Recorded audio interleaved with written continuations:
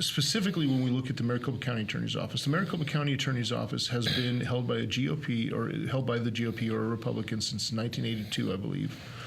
What do you believe is the impact, not just of it being single party for that long, for over 4 decades, but also in the era of the GOP's paradigms of tough on crime policies, all the way from the national down to the local level? What's your idea of the impact on that one?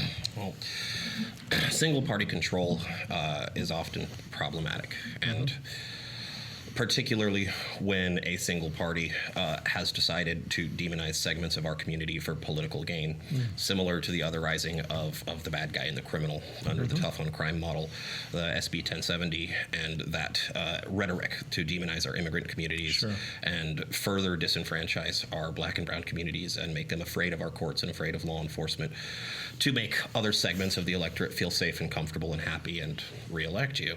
That's super problematic whenever one side does that. But I really don't like viewing this as a Republicans or Democrats problem, because this is something across the country that Republicans and Democrats have been doing for a very long time.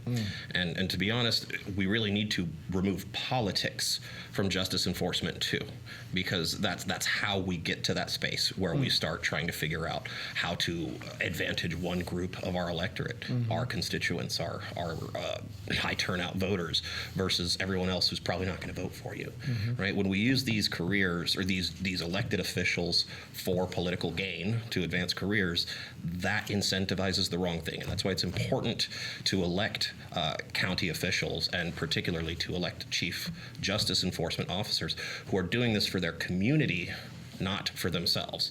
The GOP has been tough on crime, but so have Democrats. Across the country, for a long time, it's a successful model. In Philadelphia, Larry Krasner beat a tough-on-crime Democrat. He was a former public defender, and he ran to do the same thing I'm doing, but his opponent was a Democrat. The same thing just happened recently with my friend Chesa Boudin in San Francisco. He had a tough-on-crime opponent who pretended to be a reformer, who said nice things, but actually wasn't invested in bringing about cultural change, in departing from tough on crime and moving to a harm-based, data-driven, community-oriented conception of justice enforcement. So it's not, strictly speaking, Republicans and Democrats, and I'd like to see us start departing down the road from this being a partisan political office.